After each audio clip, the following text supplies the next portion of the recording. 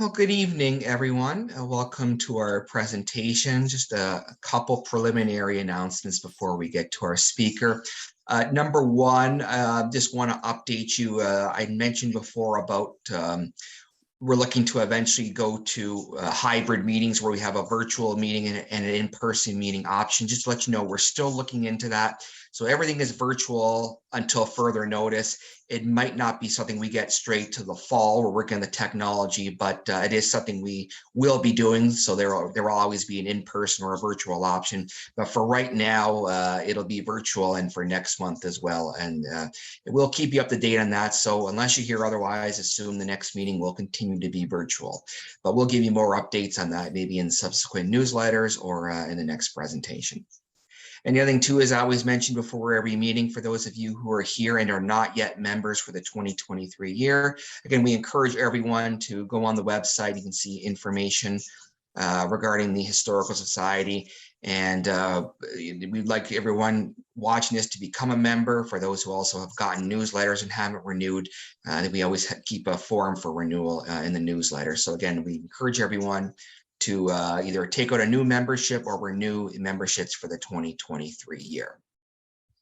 So on that note, we can start with our speaker, Brian Narhi, and I will introduce him with a brief biography before we get to the presentation. So Brian was born and raised in St. Catharines. He studied classical literature, history, and archaeology at Brock.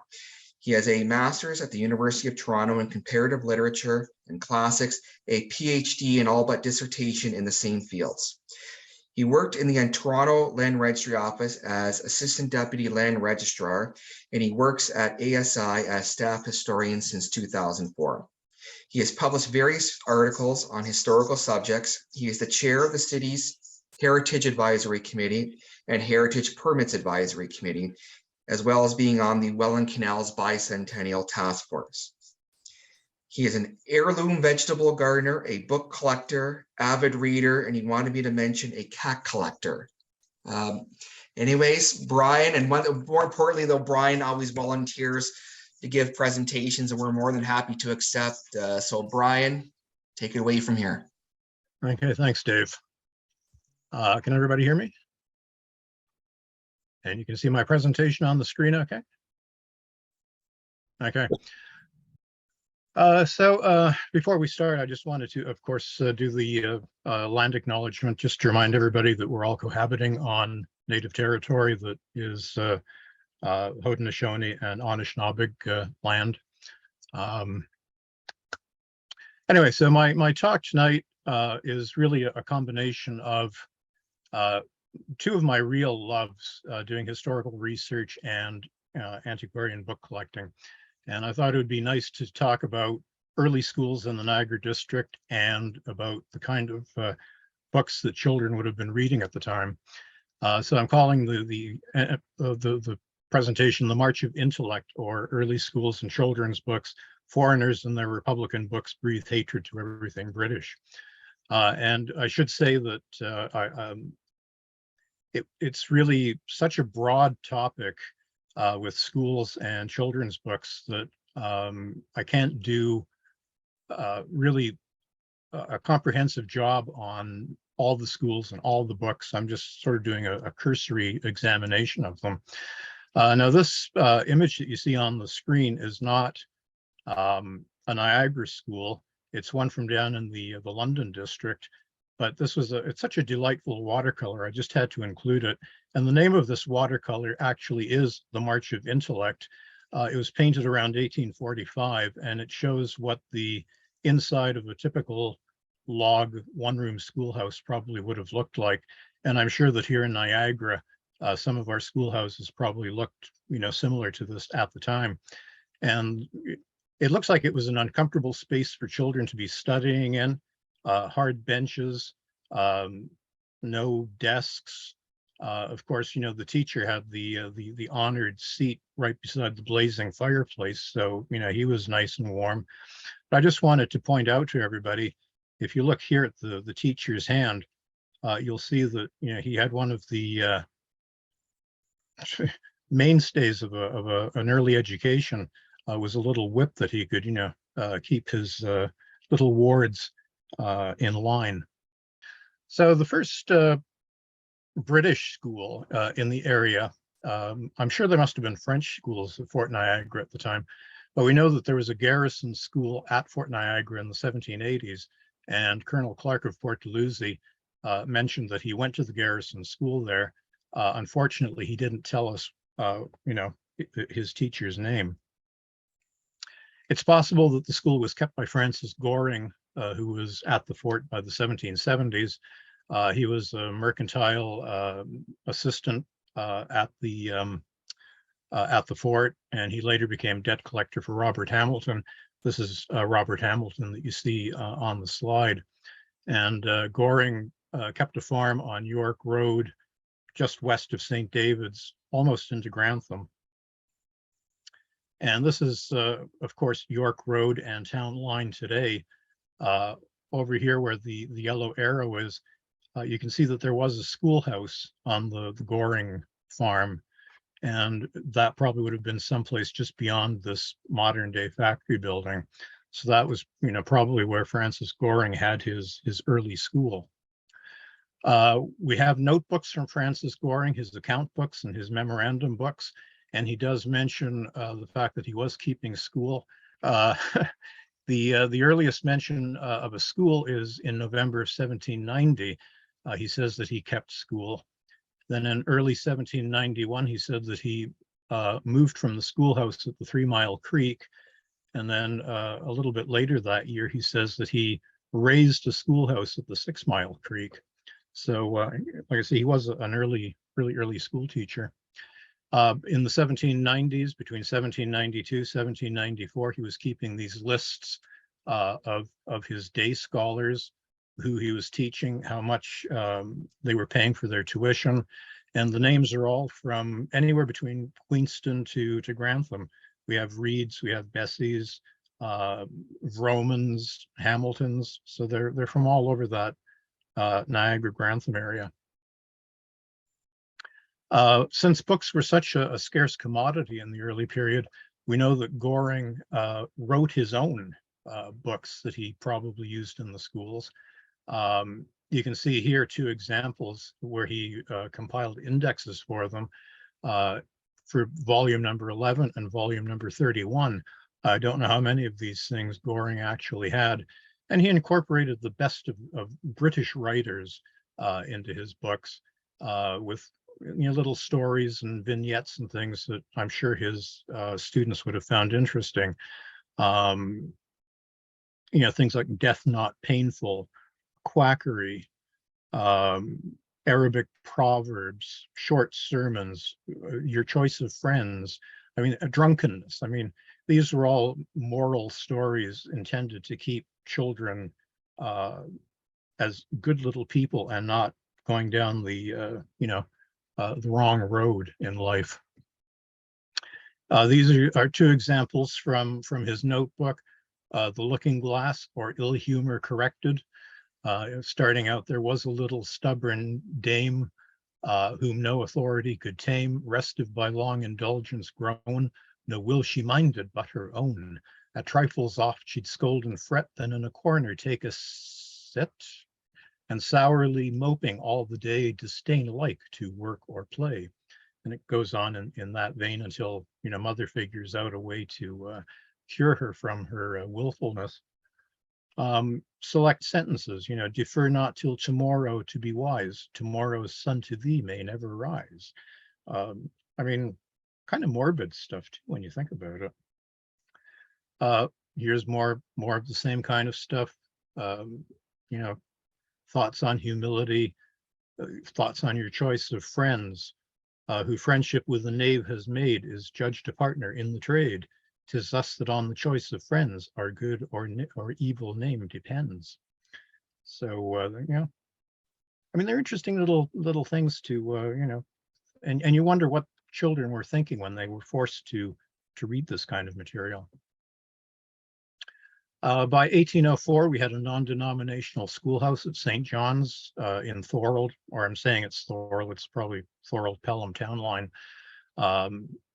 This is probably the oldest surviving schoolhouse in the Niagara district, And it's certainly, I would think, probably one of the oldest surviving schoolhouses within the province as a whole. Now, no provincial legislation had been passed prior to 1807 for the establishment of common schools, meaning public schools in Upper Canada. So any schools prior to that time were operated by private individuals like Francis Goring. There was no requirements to certify teachers or their credentials. And of course, your tuition was paid directly to the teacher. Janet Carnahan, in her History of Niagara, she talks about several of the early schools that were established in the town of Niagara between 1796 and 1802. Richard Cockrell had a school, James Blaney, the Reverend Arthur, teaching Latin and Greek, just what little boys and girls in the backwoods of Upper Canada had to know. And Mr. and Mrs. Tyler taught children of both sexes from 4 years of age and upwards. They had a ladies' finishing school, which would allow them to appear decently and be useful in the world. And that included mantua making, which I guess was lace making. And the Reverend John Young, who was a Presbyterian minister, started teaching school sometime around 1802.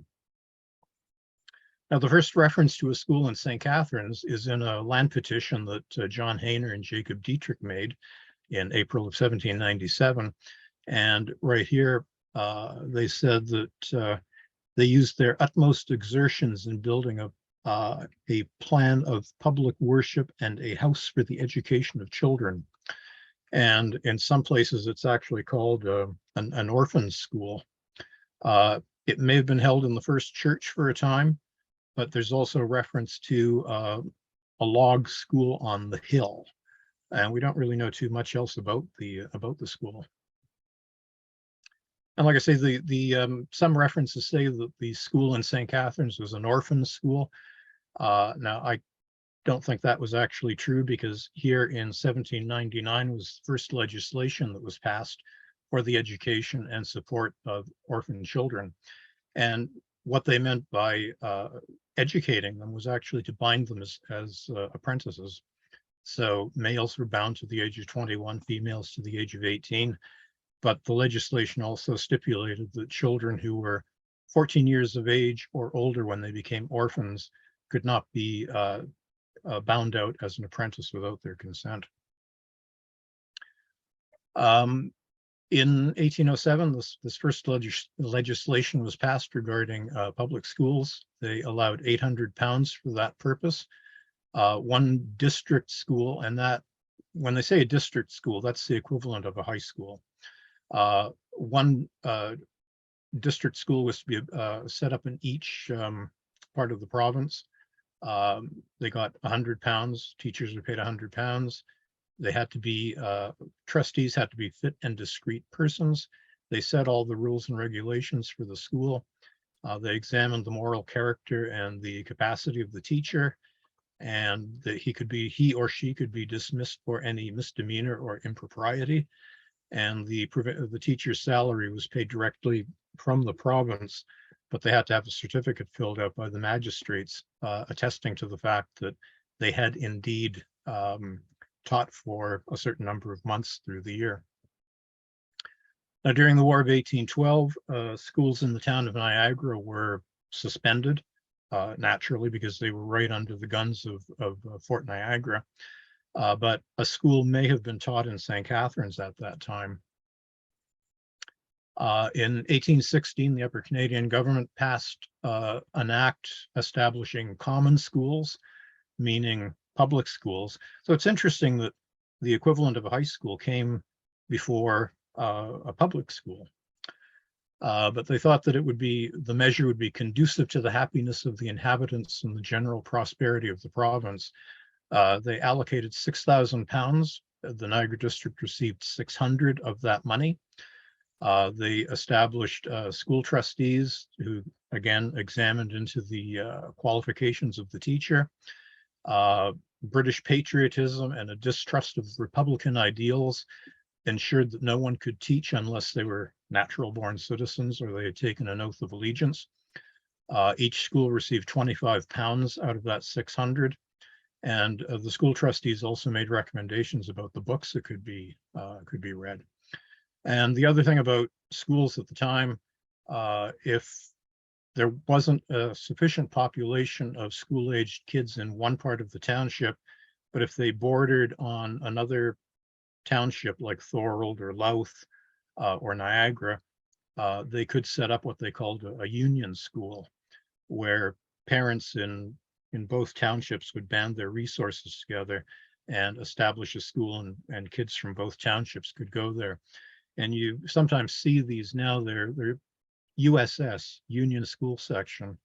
And we had a number of them in the area. The local school trustees, of course, set some rather stringent regulations. The day had to start with a prayer.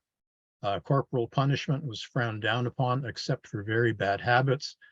I like number 5. In all other offenses arising chiefly from liveliness and inattention, they're better corrected by shame, such as gaudy caps, placing the culprits by themselves, not admitting anyone to play with them for a day or days, detaining them after school hours, meaning a detention, or during a play afternoon by ridicule. Then the rest of the week, a couple of days was set apart for religious instruction, a little bit of play on Wednesday and Saturday afternoon, and of course the day had to close with reading verses out of the New Testament. One of the books referred to in the previous slide was Barrow's 500 Questions on the New Testament. Reverend Barrow was a pseudonym used by Sir Richard Phillips, and he wrote a number of books that were apparently quite popularly used in schools, but they look like they'd be rather dreadful reading. 500 Questions on the New Testament, 500 Questions on the Old Testament, and of course, a popular dictionary of facts and knowledge. In order to promote literacy in schools and at home, the Niagara District Bible Society was founded in 1817. Teachers had to go from door to door to find out if the household had a Bible, whether the Bible was in good condition, and if they didn't have one, they would get a Bible free of charge through their agent, Samuel Street. And St. Catharines established a similar kind of organization in the early 1850s. We don't have any record that Richard Cockrell, who was the school teacher that we just saw a few slides back in the town of Niagara, that he taught in St. Catharines, but I suspect that he probably did. He left Niagara on the Lake, or the town of Niagara. He went to Ancaster, went back to St. David's. He started publishing the Niagara Spectator newspaper. Then he moved the Spectator newspaper office to St. Catharines in 1816, and he was there for a couple of years. So it seems entirely possible that he might have been teaching school and publishing the newspaper at the same time. Other early teachers in St. Catharines, we had Gershom Wright, George Reichert, and Jonathan Clendenin. And Junius, writing in 1856, talks about Clendenin as an early teacher here. We remember him with gratitude and pleasure. For many years, he was the sole and only schoolmaster here. He was a man universally esteemed, highly respected, and here he talks about the old log schoolhouse on the hill. And of course talks about, where many unruly boys got the birch and the switch and the strap and the rule pretty soundly. And here's Mr. Clendenin's gravestone out at Victoria Lawn. He died at a relatively early age, 51 years in 1836. And his obituary, which appeared in the St. Catharines Journal, speaks about him in fairly high terms. The one-room schoolhouse that Clendenin taught in was probably succeeded by the Grantham Academy, built in 1829 and opened for classes a couple of years later. Here we see an early view of the Grantham Academy as it originally appeared. And of course, you'll notice all these little gaffers here, they're all little boys. There's not a female face to be seen in the lot. Then in the 1870s, the building gets enlarged. It gets this lovely bell tower and Italianate additions on the on the sides. This, of course, is what the Grantham Academy or Robertson School looks like today. Annual exams were held at the Grantham Academy beginning in the 1830s. Book prizes were given to the best students.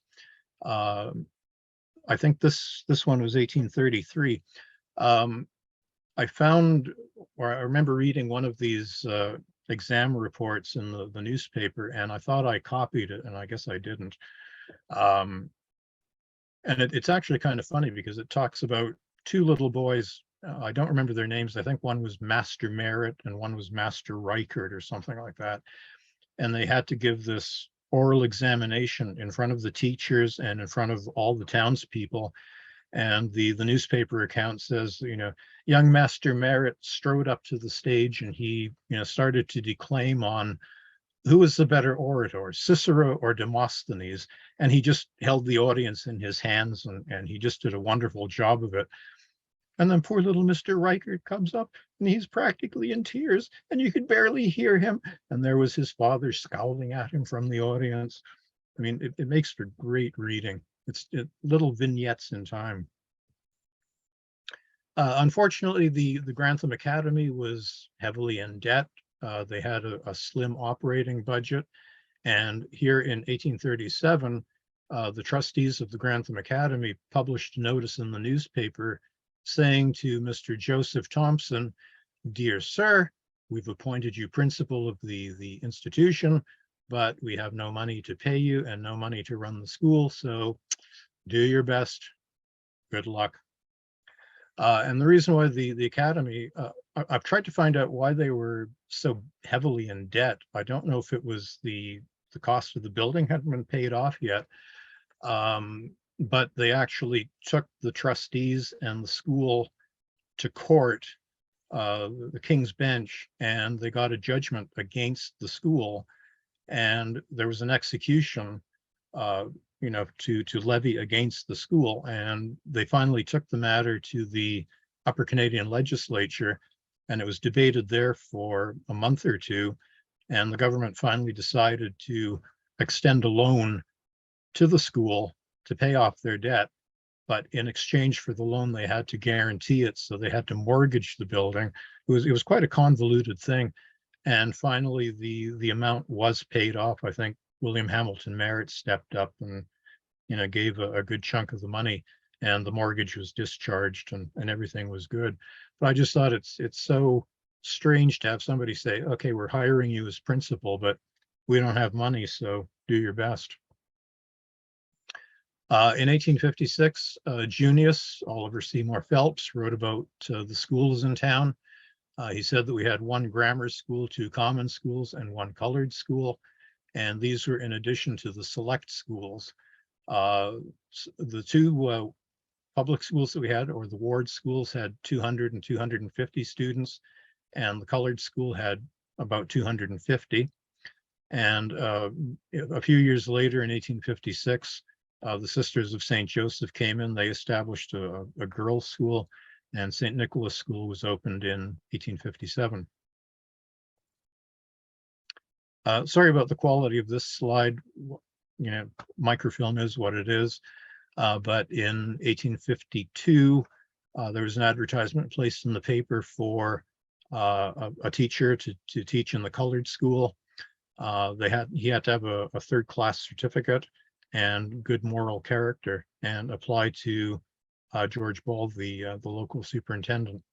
And this little article over here, it's quite a lengthy one. It sounds like there was a public meeting, a talk given on anti-slavery, and the speaker basically said, what's wrong with having the colored children go to school with the white children? And there were several editorials printed in the St. Catharines papers at the time saying, no, we have to have segregated schools. In 1819, amended legislation required that examinations had to be held at the district school, which is the high school. And children of poorer families could also be sent to the district school free of charge, but the common school teachers would have to submit their names, and they would actually have a lottery. They would draw the names out of a box or a jar, and if the student who was drafted decided he didn't want to go to school, then the vacancy could be filled by another. And teachers' pay, because the number of schools was increasing, so teachers' pay was decreasing. They went from £100 when the schools first started. They were down to £50 now. In 1820, the distribution for common schools was £2,500. The Niagara district got 250 out of that money. And by 1837, the fund had increased to £5,600, and school board secretaries received £5 as their salary for the very first time. In 1822, the province established a Board of Education, which was headed by the Reverend Dr. John Strawn, who you see there on your right. And he insisted that the choice of school books be controlled by the Church of England. The board was extremely unpopular, and reformers and other politicians and critics of the government, like William Lyon Mackenzie on the left, felt that books provided by that school board would strictly be used to convert the youth of the colony to the established faith. So he really didn't want to have a whole colony of little Anglican children being brought up.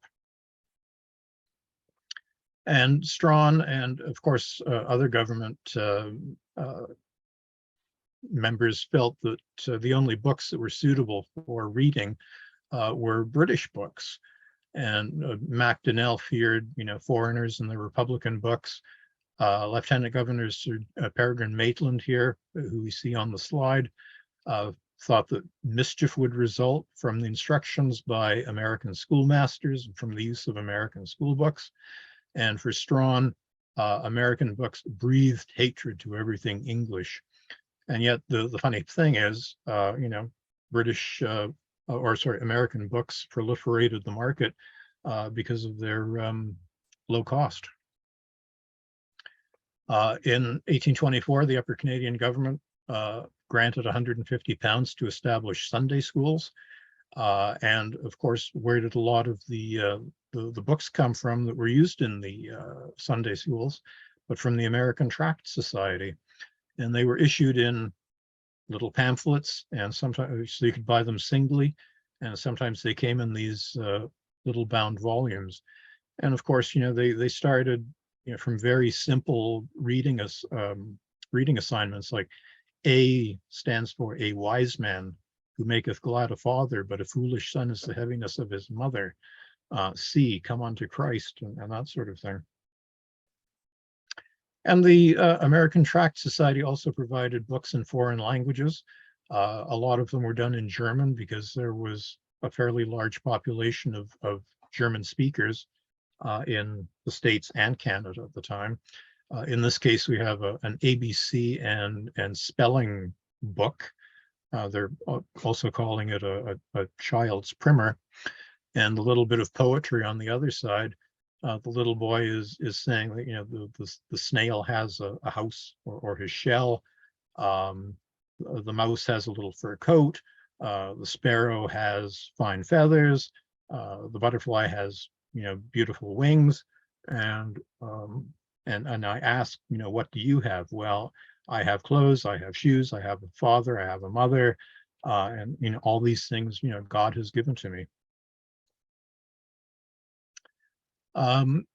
In 1824, the legislation extended benefits of education and Sunday schools to the Indians who were resident within the county or the township.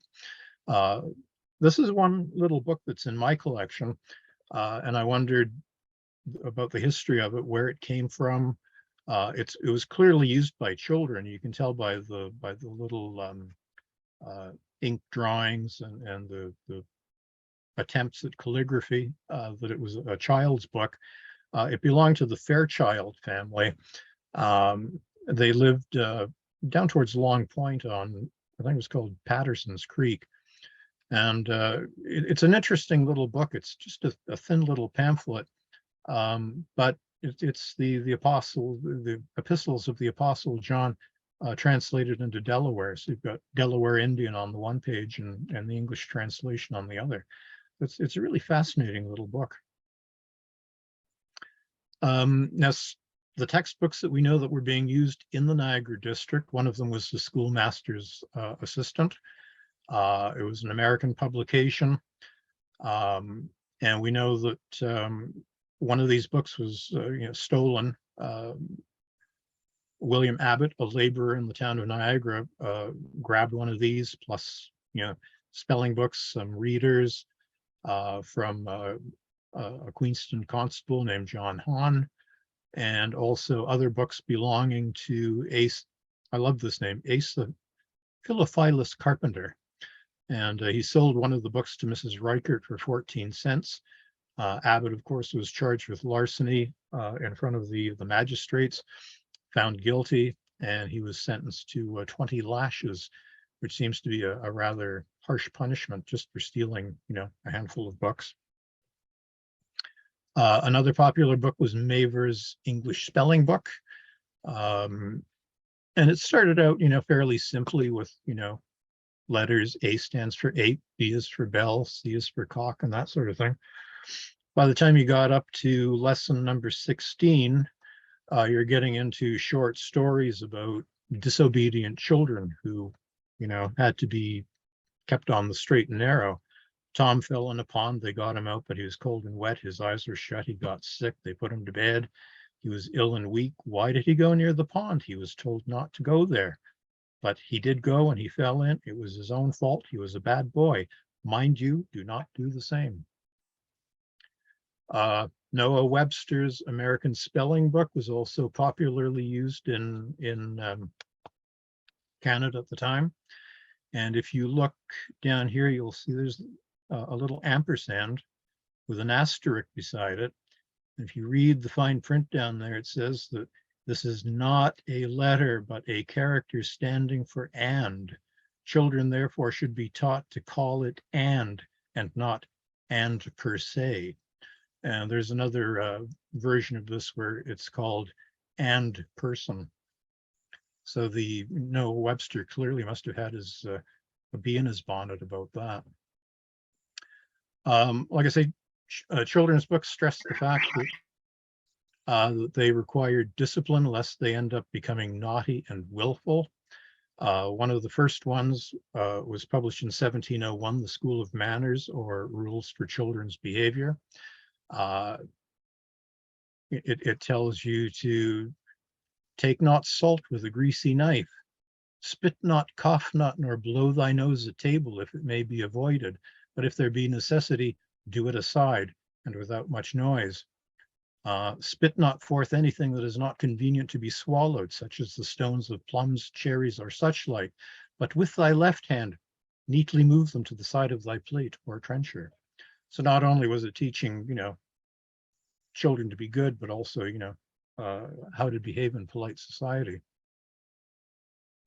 Many of the characters that were featured in children's books had revealing names like Henry Heedless, Jack Riot, and so on. And they were often juxtaposed to contrast their behavior.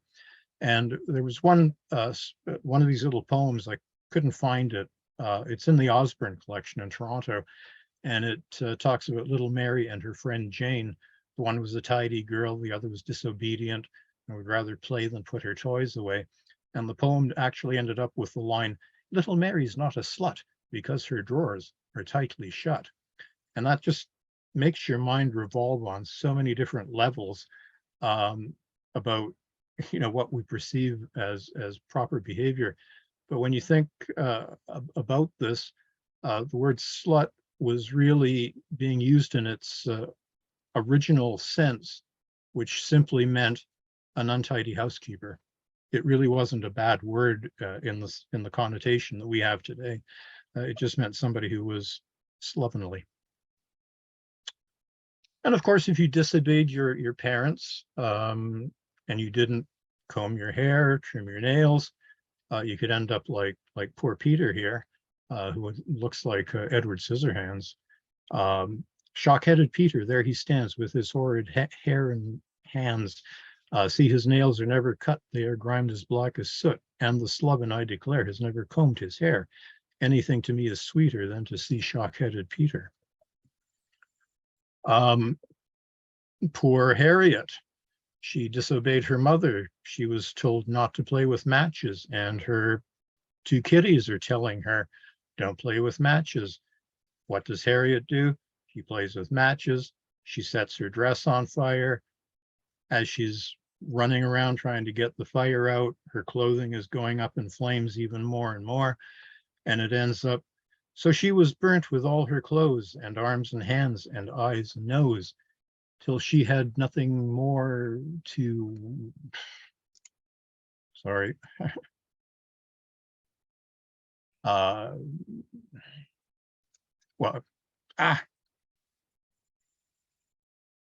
except her except her little scarlet shoes, and nothing else but these was found among her ashes on the ground. And then her poor kitties are sitting there and they're crying so much that they're actually creating a little pond with their tears. I mean, it's kind of a funny story, but I mean, there again, you know, children had to be kept on the straight and narrow. And as if bad things aren't bad enough, children are frequently reminded about their own mortality and to prepare to meet their God. In this case, in the New England Primer, we have a little poem dedicated to the uncertainty of life. I in the burying place may see graves shorter there than I. From death's arrest no age is free, young children too may die. My God, may such an awful sight awakening be to me. Oh, that by early grace I might for death prepared be. Wow. And then we get the opposite extreme. We have Lindley Murray's English Reader, which was an extremely popular book. And instead of starting out, you know, with the simple ABCs, he launches right into things like diligence, industry, and proper improvement of time are the material duties of the young. The acquisition of knowledge is one of the most honorable occupations of youth. I mean, he's just, you know. Now, in 1833, the Board of Education, headed by Reverend Strawn, the one that I said was responsible for getting textbooks, British textbooks, it was dissolved by the government, and no further effort was made to provide authorized books until 1846. During that interim between 1833 and 46, school boards could use basically whatever books were available, and that usually meant getting American textbooks in. In 1844, Reverend Edgerton Ryerson was appointed the chief superintendent of the province, and he insisted on having British books or Irish books if they were available. He published a report in 1845 on education and his Christian faith. And education, he thought, was the agent of God's purpose for man. And he just wanted, you know, social discipline, harmony, loyalty, fear God, honor the king, honor your parents. But nonetheless, the importation of American school books continued. Here in the St. Catharines newspaper, in the Journal, we had advertisements from Steele's bookstore in Buffalo, advertising geography books, mathematical books, grammars, readers, and so on. And like I say, all foreign books except British publications were theoretically banned in the province in 1846. To get around the legislation, they just took American school books, reprinted them with in pirated editions with different names or, you know, Canadian places of imprint. So automatically they became Canadian books. And another solution was to produce your own books, to have local people write their own books. This is a little picture of a slate. I couldn't figure out where to put it in the presentation, but that's the kind of thing that kids would have written their lessons on too in the days before we had notebooks. Anyway, one of the earliest books that we had in the area that was used in local schools was written by Eliza Fenwick. She was an English author who lived in the town of Niagara in the early 1830s. She taught at the Breckenridge School. She wrote a novel that was extremely popular called Secrecy. And she wrote one of her later books was this thing called Mary and Her Cat, in words not exceeding 2 syllables. And the entire story is broken down into words like pretty little girl called Mary. So it was showing kids how to pronounce their words.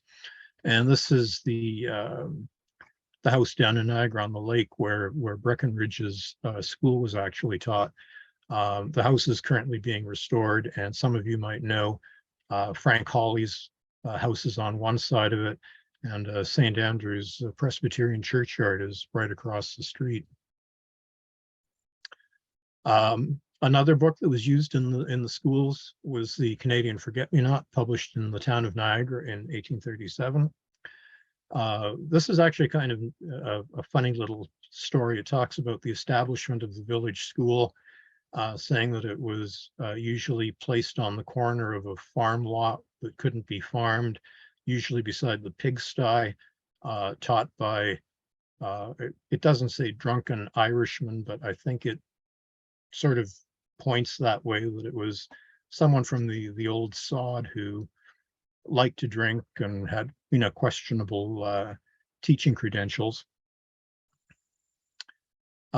Alexander Davidson was a teacher, postmaster, stationer, and newspaper publisher in the town.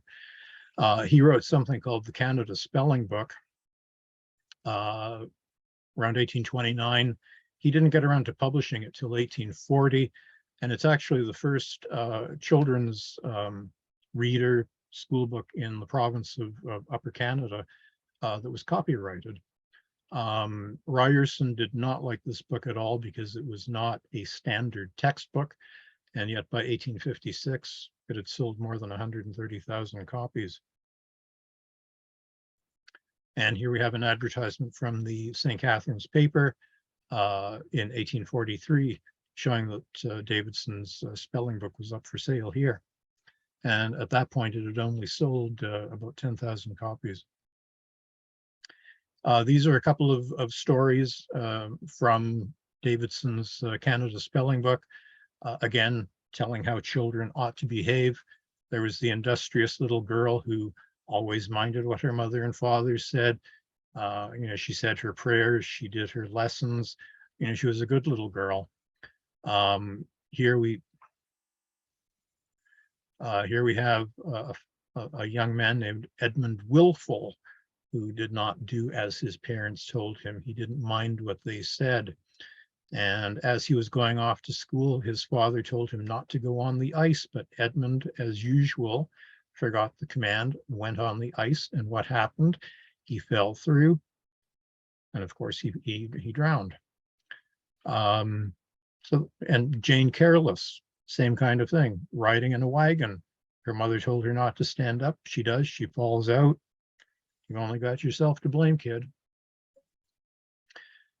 And probably one of the most unusual local textbooks that was produced was the Canadian Agricultural Reader, which was done by members of the Niagara District Agricultural Society in 1845. And Janet Carnicon, in her History of Niagara, says that this was probably the most dreadful school book ever conceived by anybody. And she said, I pity the poor children who had to read this. And just to give you an idea of course, what it contained, just look at the contents, agricultural hints for each month of the year, chapters on the plow and its use, fall plowing, fallowing, wheat culture, rust on wheat. I mean, it's good agricultural advice, but certainly not the kind of thing that children want to be reading. And here's just a page from the Agricultural Reader. Now, popular children's books were written locally, meaning they were done in Buffalo, and they were probably read on this side of the border too. We have, local history, Queenston, a story about 1812, Fort Niagara, again, a story about 1812, printed by Steele's Press in 1845 and 51. And the reason why people like, Strawn and Ryerson objected to books like this is because they didn't stress sufficiently strongly the glorious role that Britain and Canada had in the War of 1812. These always focused on the American contribution to the war and the glory that they had. We had books like Emily and Clara's Trip to Niagara Falls, again printed in Buffalo in the 1850s. Nice little, a travelogue, what the girls did, what they saw, visiting the falls with their grandparents. Now, thanks to the influence of Egerton Ryerson, by the 1860s, books are being printed, mass-produced in Canada by people like James Campbell of Toronto. He produced a whole series of children's books on math, astronomy, bookkeeping, various things. This catalog is like 12 pages long. And of course, a whole series of Canadian readers, which were extremely popular. And with, the best British and Irish authors. This is the very first Canadian reader from 1867. Again, it starts with, fairly simple sentences. Is it an ox? So it is an ox. Am I on it? No. See the pig. It's a big fat pig. By the time you start getting up to the fourth reader, you start getting, fairly sophisticated chapters on things like, the Wolverine, life in a water drop, poetry about, coral. They're really quite, these Canadian readers are really quite interesting. There's a whole slew of topics and things that they wrote about. They really are wonderful things to sit and read. And then by the later 1890s, the early 1900s, the publication of Ontario Readers was eventually passed over to Timothy Eaton and his company. And they were able to provide readers like this fairly cheaply, 14 cents. And the nice part about Eaton's was that they had their mail order system working from the store. So these textbooks could be dispatched to all parts of the country. And everybody was getting a standard a standard education. Just going back, excuse me, to some of the legislation. District schools, the early district schools in 1839 became known as grammar schools. Funding on them was provided through the sale of clergy reserve lands, which was originally intended for King's College or the University of Toronto. The legislation set up school board trustees. The schools were to be located in the county town or where the courthouse is located. But in the case of St. Catharines, because we were more than 6 miles away from the courthouse in Niagara on the Lake, our Grantham Academy was able to get the status of a grammar school, of a high school. Here in the bottom, you see the early school in Niagara on the Lake. They said it was a public school. I think it was the first high school in 1859. And of course, the one wing of the Niagara Historical Museum is the later high school building there. Superintendents of education were established by legislation in 1841. A compulsory taxation system was established to levy school taxes. Students had to pay monthly fees, or their parents had to pay monthly fees of 25 cents, and a certain number of poor students could be admitted. And like I say, Ryerson held his position until 1876 when he retired. The 1846 Common School Act totally revised the educational system. Among other things, it established the normal school where teachers could go for their teachers training. This is a picture of the normal school in Toronto. The building has been pretty much demolished. The only thing that is standing now is this front portico piece on the Ryerson grounds. This legislation again specified the duties of school trustees, what school textbooks were approved, and taxes were levied only against those households that had school-age children.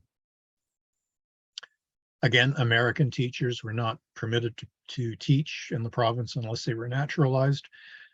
Jacob Kiefer published a lengthy editorial in the St. Catharines Journal in 1846, arguing pro and con, why American teachers should be allowed or why they should not be allowed. Dexter Deverardo was under that legislation, became the first educational superintendent in the Niagara district. He was in that position during the late 1840s, early 1850s, and he later became land registrar in Welland. Legislation again amended the school boards in 1850. In Lincoln County, we had a teachers organization, which was like a union, established in 1859. In 1867, all education, the federal government washed their hands of it. They said, no, it's going to be a provincial matter. In 1871, elementary school education was upped between 7 and 12 years. Parents could be fined if their kids didn't attend school, and the compulsory age was raised to 14 in 1891. In 1870, the debate raged as to whether females should be admitted to grammar school or high school. There were a number of editorials that were printed in the St. Catharines paper at the time, and they basically said, or a lot of them said, why should girls have to go to high school or grammar school when they can get a perfectly good common school, public school education? They won't need all this highfalutin education for what they're destined to be, which is mothers and good housekeepers. And if they do go to high school, they're going to meet boys, and you know where that leads. They're going to be pregnant before you know it. So there were all these anti educational editorials, but then there were a few that were printed that also said, yeah, well, what's wrong with letting girls get a good education? What's wrong with teaching them Latin? What's wrong with teaching them art? There's nothing wrong with that at all. And that argument, it did prevail, and the first girls were admitted to high school in St. Catharines in 1871. Grantham, the township, was divided into a number of school sections, and on this map you can see the school sections are indicated: SS, SS2, SS3, and we also had down here there was a union school section with part of Louth, and down here there was a union school section with part of Thorold. The unfortunate thing about this map, it doesn't actually show where the school buildings in the township were. It just identified where the school sections were. So a lot of the small schools, the 1 and 2 room schoolhouses, have disappeared in St. Catharines and Grantham. They've been demolished, new developments built on the site, but we still do have a few of them. Here we have the McNabb School. Of course, this is what it looked like in the 1940s.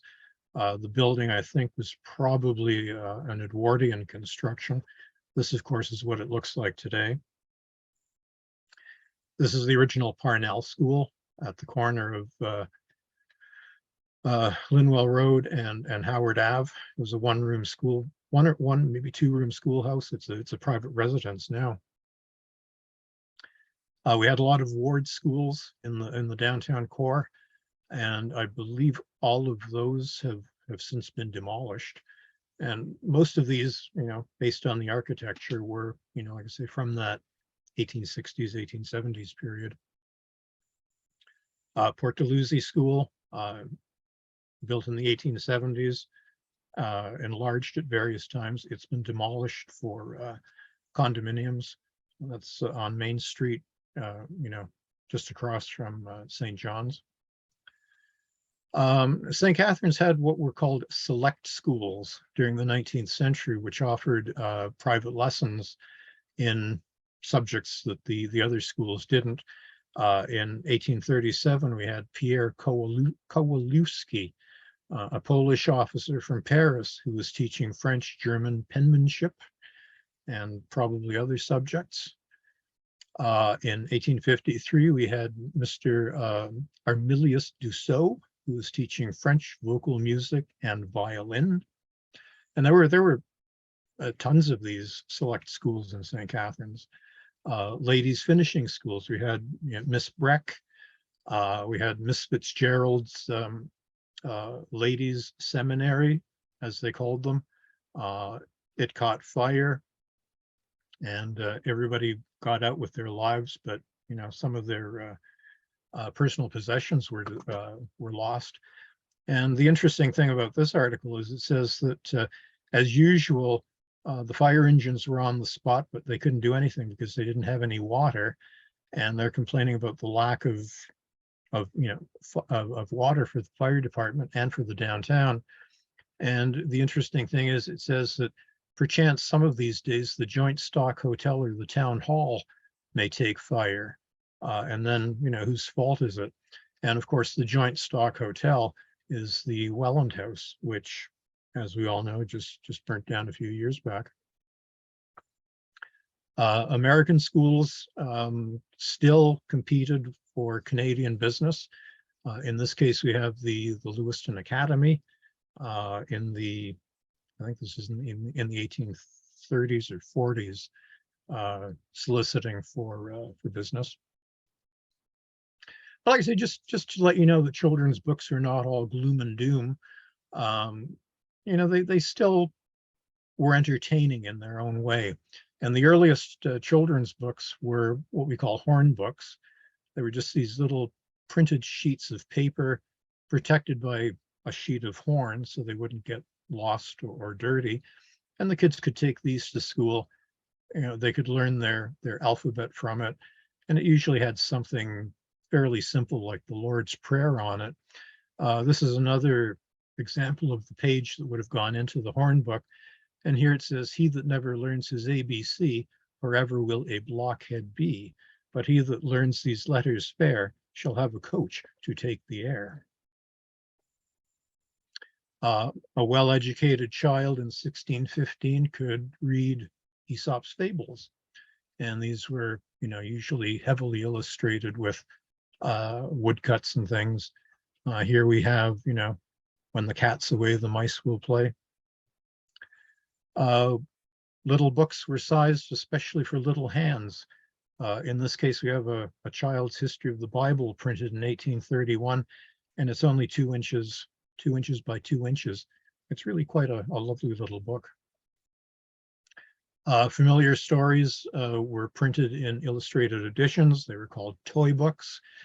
They were expensive. They were only given out for special occasions like Christmas. In this case, we have Jack and the Beanstalk. We have Cinderella, Jack and the Giant Killer. This book probably dates from about 1827 or something like that. Goldilocks and the Three Bears was also a popular book that was dated from this time. And I didn't realize until I started to do the research for this that Goldilocks was originally called Silverlocks. And some of these books were really quite pretty. You have an ABC, an alphabet of objects, F is for fight that will end in black eyes. J is for junk, the boat used in China. K is for kite that William is flying. Tales from Catland, written for little kittens by an old tabby. And boy, does she look grumpy.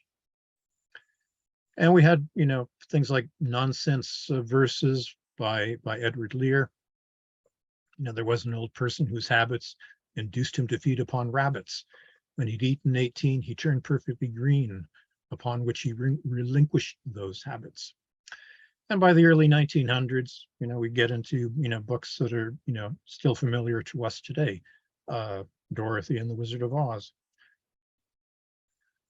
So if you're interested in the history of education in the province of Upper Canada or Ontario, one of the standard resources is this series of books by George Hodgins, Documentary History of Education in Upper Canada. It's a huge thing. It's like 35 volumes or something. Volume 3 deals with a lot of the early schools in Niagara. If you're interested in children's books, Flowers of Delight is a nice little anthology of children's lit from the time. And of course, Judith St. John did a collection, a catalog of the Osborne collection of children's books at the Toronto Public Library. And that's all that I have to say about books and education.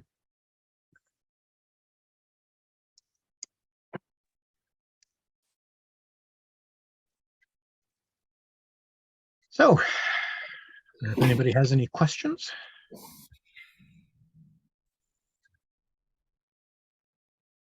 Gail, I see your hand up.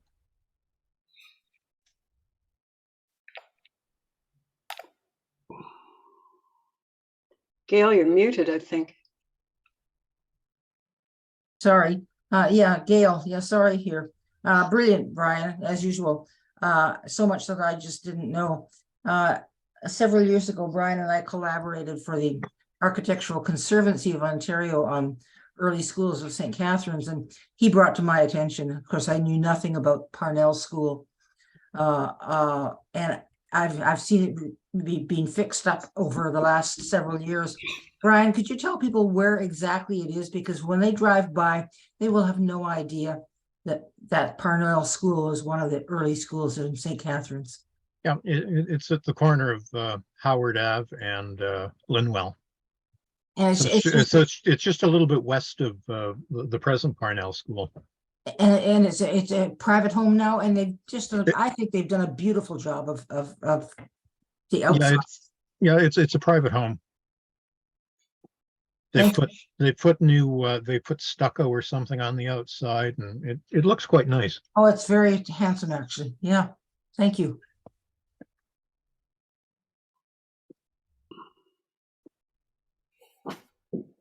Cut the sound on. It's his cat. It's his cat. I'll just step in here and say, someone said you have your hand up. Yeah, can you hear me now? Yep. Yep, good. So really interesting. I remember learning about the child, I can't remember the exact name they gave it, but the child movement around 1900 that brought in compulsory public schools, I had thought, in the US around then. But you've got dates much earlier than that for compulsory education. Was this area, or was Upper Canada actually ahead of other areas in North America on that? Do you know? Well, I think it was, Upper Canada certainly was. And when you have people, heading the government like, John Strawn, who, was high up in the government, but also started out his career as a school teacher. He was always very interested in the education of youth and, really promoting it. And I say the best way to, advance yourself in life and climb the social ladder, politically or in the business world, was to have a good education. So, he really pushed it. It was the business of though the child movement that I had heard about the late 1800s was obviously that issue of it's good for your children, but of course a lot of people couldn't afford it, but rather good for the entire society to make sure that all the citizenry would be literate. And that took quite a time to get established because of course the rich people often didn't care about the poor people. So that it was just sort of their problem. But to have that as an idea that the whole society would benefit by having everybody literate was quite a development. Certainly didn't exist in previous centuries. Yeah. So that's why I was impressed. Yeah. And the other thing that sort of came out through the research that I did was that there were just as many parents, and this was sort of in the 1830s when they were trying to get the Grantham Academy up and running. And there were a lot of parents who basically said, what do we need the Grantham Academy for? Look at us. We haven't had a formal education, but we've been able to get by. We've been able to build a house. We've got several farms. We're prospering. We're doing really well. We've got money in the bank. What do we need education for? Right. And yet, it just education prevailed. Yeah. Fantastic. Thank you so much. Thanks.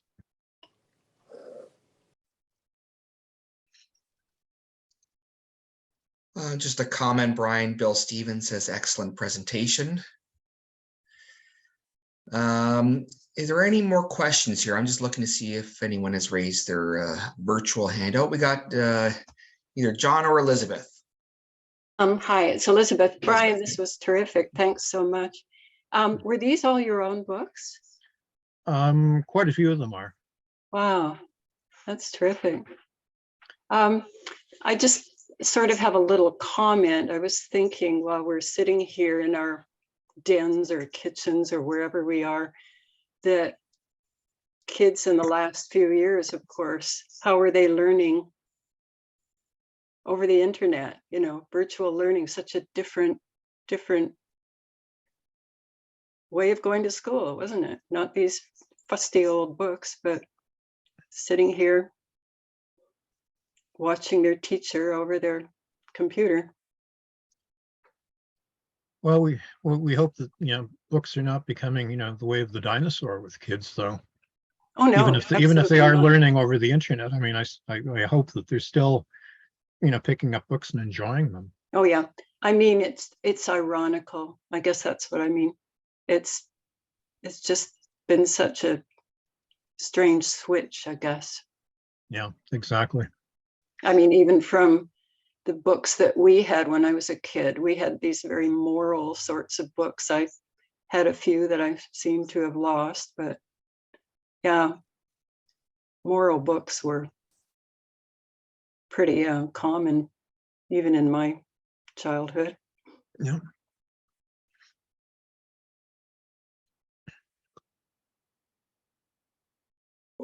Gail, I think you're. It's me again.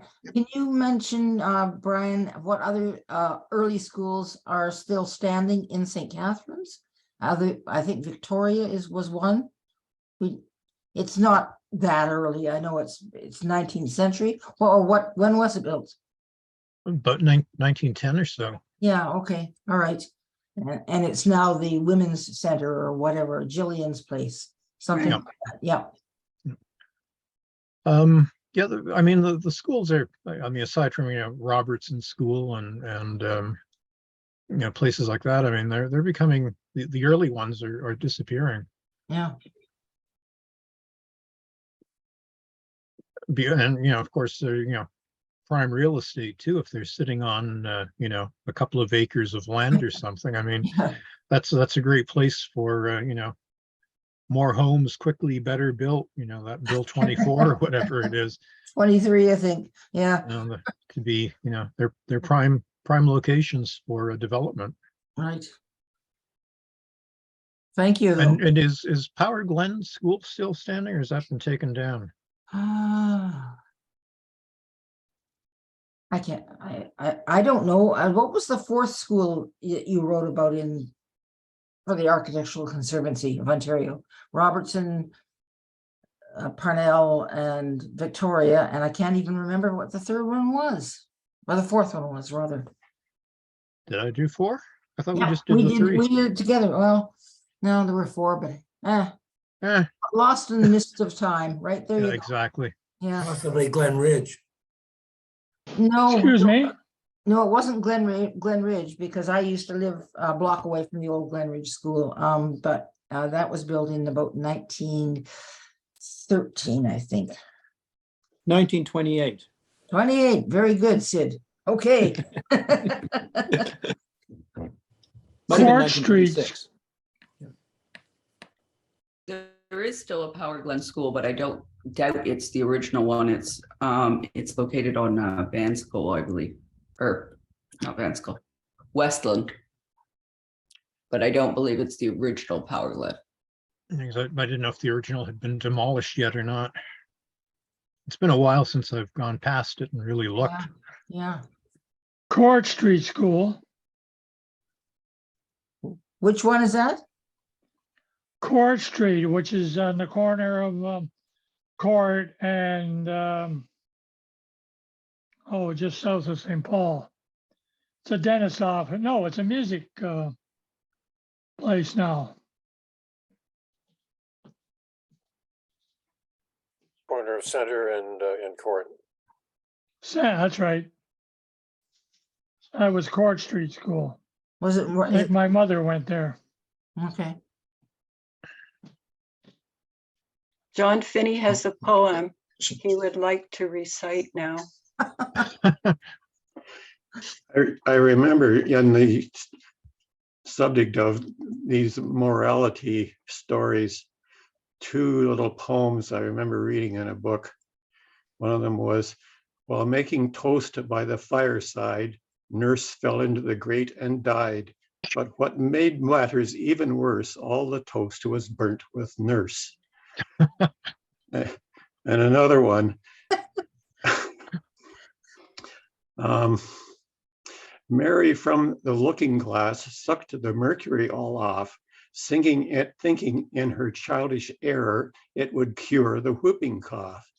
At her funeral, her mother said it was a chilly day for Mary when the mercury went down. I thought it was Willie, not Oh, Mary. Willie, it was Willie. That's all right. We'll unmute. Just a couple of, It's a wonder the children ended up as well as what they did after being subjected to literature like this. a couple comments here. Bill Stevens noted, the Power Glen was demolished and there's housing now on site. Yeah, there's a new Power Glen school, as was mentioned by someone here as well too, but that's not the old one. Someone says you may have covered this, but is there any hope of existing class school records, class lists from St. Catharines from the 1840s?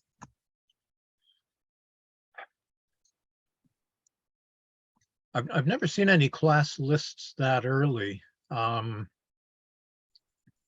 The only place where you probably would find them is in the newspapers, where they had things like school examinations, and they would print the results. So yeah, you'd find a few things like that, but to actually have, attendance books or records like that, I haven't seen them, because our school board hasn't had the best track record for necessarily preserving stuff.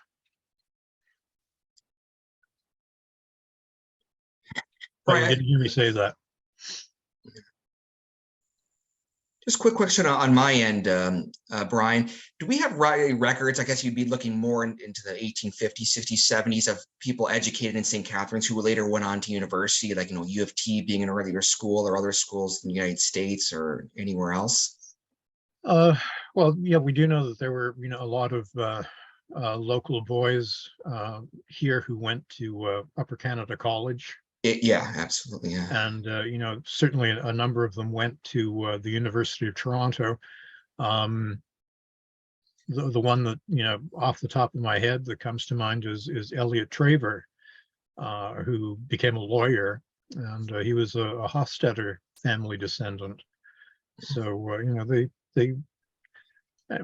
and Dr. John Hofstadter, who was educated in Pennsylvania at the university there. So, yeah, there are records of them, but you just have to kind of hunt for them. Absolutely, yeah. They're usually buried in things like, the social ads in the paper. Mhm. Oh, Mr. Traver's gone off to Toronto to study. Mr. Traver's come home for the summer from his studies. This sort of thing. You have to dig deep to find that. Yeah. Yeah. Incidentally, yeah. Any other questions here? I'm just looking to see. Let's see anything.